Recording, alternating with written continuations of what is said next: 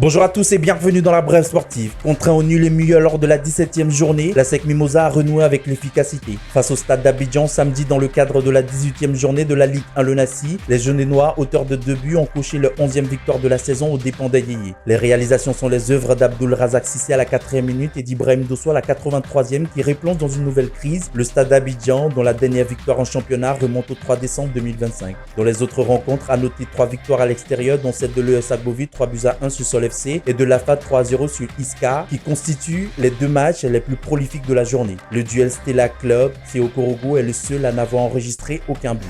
Éliminé de la Coupe de la Confédération à 2 journées de la fin de la phase de poule, le FC San Pedro a conclu son parcours sur une nouvelle désillusion. Opposé au Djoliba AC au stade du 26 mars, les Pétrusiens se sont lourdement inclinés 4-0 dimanche 15 février. Les Rouges de Bamako ont rapidement pris le contrôle dès les premières heures de la rencontre. Fodé Touré s'est illustré avec un doublé inscrit au 4e et 24e minute, mettant son équipe sur de bons rails. En seconde période, Boubacar Keïta a aggravé le score à la 55e minute avant que Kenan Gloubé à la 86e ne confirme la porosité de la défense de San Pedro. Avec cette nouvelle défaite, les hommes de Vincent Espy terminent à la dernière place du groupe A avec 3 points et une différence de but de -6.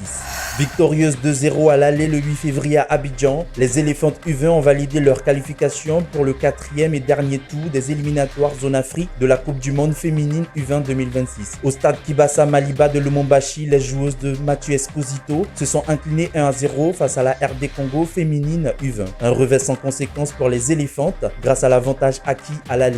Le 4e tour, prévu du 1er au 10 mai 2026, se disputera en aller-retour. À l'issue de cette ultime phase déterminera les 4 nations africaines qualifiées pour le mondial U20 féminin prévu en Pologne. Les Ivoiriennes seront opposées à la sélection du Bénin, vainqueur de l'Égypte au précédent tour. C'est la tempête qui forge le caractère. Illustration parfaite avec Yann Diomandé.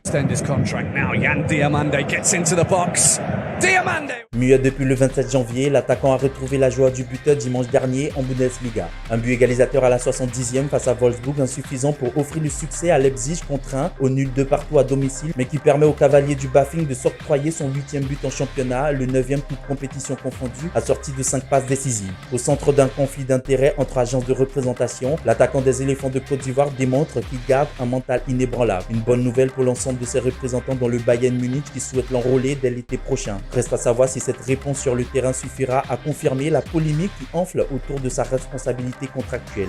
La finale de la première édition de la Coupe de la Ligue de France opposera l'OL Lyon au Paris Saint-Germain, respectivement vainqueur en demi-finale de Dijon 4-0 et du Paris FC 3-0. Pour cette première historique, c'est la ville d'Abidjan qui accueille l'événement au stade Félix Houphouët-Boigny le samedi 14 mars prochain à partir de 19h GMT. Une affiche de prestige qui mettra aux prises les 2 meilleures équipes de l'histoire du football féminin français et braquera les projecteurs du monde sur le territoire ivoirien. La Coupe de la Ligue a été créée cette saison sous l'impulsion de la Ligue féminine de football professionnel. Elle a réuni l'ensemble des 24 clubs évoluant en première et seconde division française.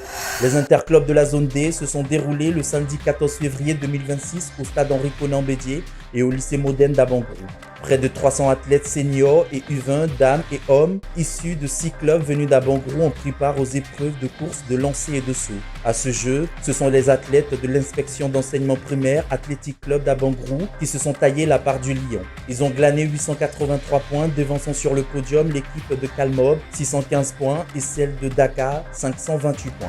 Battu en 8e à l'ITF 3, Eliakim Koulibaly se ressaisit en Tunisie pour le compte de l'ITF 4. L'Ivoirien n'a pas tremblé face au Français Thomas Forel qu'il a battu en 2-7, 6-3, 6-3 le dimanche 15 février en finale à Monastir. Une belle performance pour le numéro 1 ivoirien qui fait le plein de confiance avant les prochaines joutes. Pour accéder en finale du tournoi, Eliakim Koulibaly est notamment venu à bout de Liam Branger au premier tour. En demi, il a écarté Johan Nikles en 2-7. L'expression « voir Paris et mourir » est remplacée par « voir Babi et vivre ». Connaître la saveur d'Abidjan, les Lyonnaises en ont hâte et elles le signifient sur cette vidéo devenue virale. Rendez-vous à Babi. Abidjan. Alléluia. Abidjan, Abidjan, Abidjan, Abidjan, Abidjan, Abidjan, Abidjan, Abidjan, Abidjan, Abidjan, Abidjan.